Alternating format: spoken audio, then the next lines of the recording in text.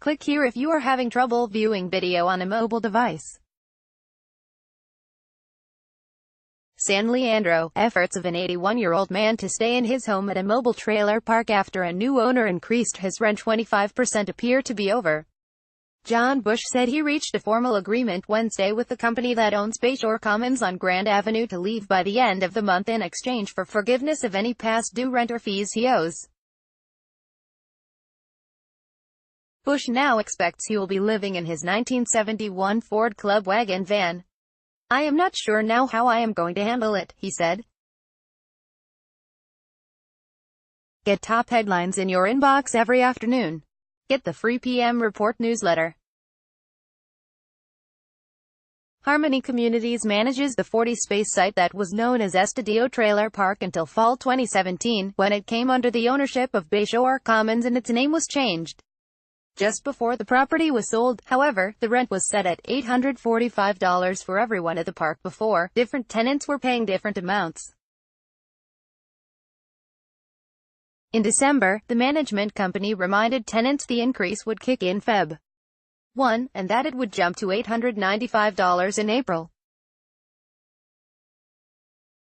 Bush, who has lived at the trailer park near Interstate 580 for 15 years, said he could not afford the increase on his $1,450 monthly income. His previous rent was $585, plus an additional $40 for sewer costs, or $625 total. "It was above my budget," Bush said about the jump, which triggered a 6-month dispute between himself and the property management.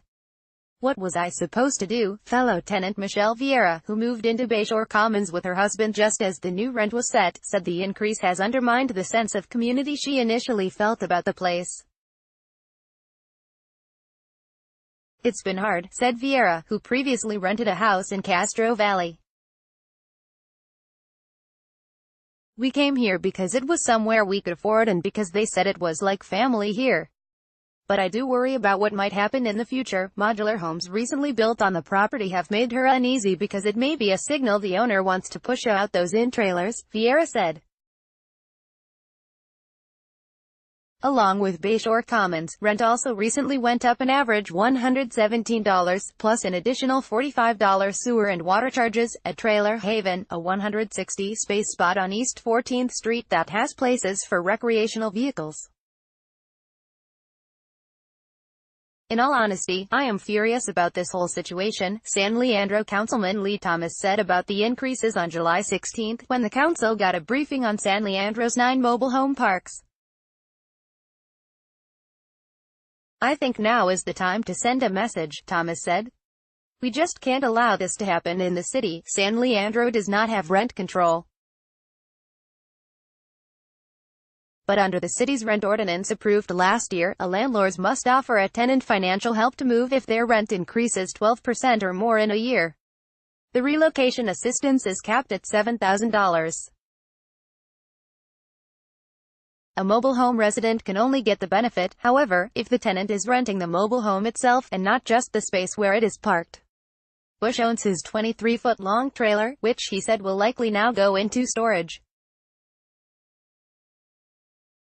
Councilwoman Karina Lopez said at the July meeting that those living in trailer parks are especially vulnerable to get displaced in the Bay Area's pricey real estate market because they are often low income. "We must take some affirmative action here, because I don't necessarily want San Leandro to go through a process of gentrification and leave out certain people from the overall success story," Lopez said. The council asked city staff to come back with information on what other cities are doing to protect people living in trailer parks. Matt Davies, a spokesman for Harmony Communities, which manages Bayside Commons, said Bush was the only tenant out of 32 who has refused to pay the higher rent. Bush also declined a $90 rental subsidy during attempts to resolve the dispute over the increase, Davies said.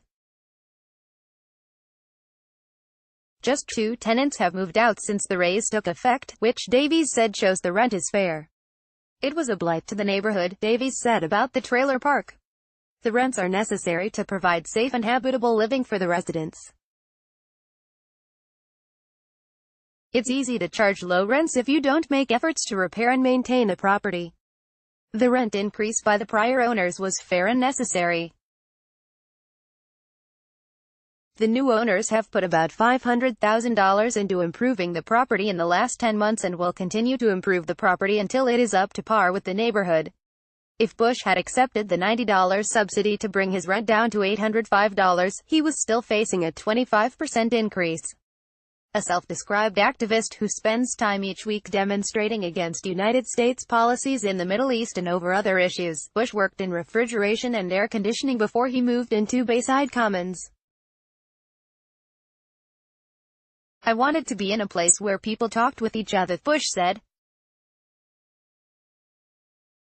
"In a trailer park you are forced to meet people." Bush, who grew in San Leandro and is divorced, said he plans to continue living in the city, even if it's not at Bayshore Commons.